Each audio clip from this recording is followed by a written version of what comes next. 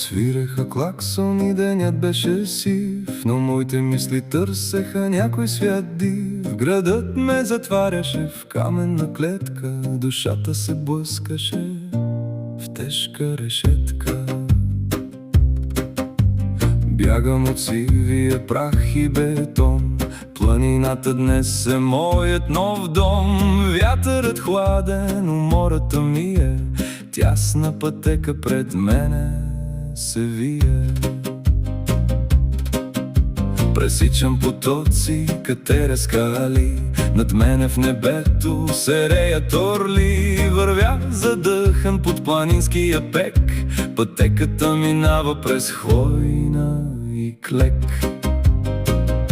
Побирам без края в единствен свой дъх, изкачил накрая най-стръмния връх.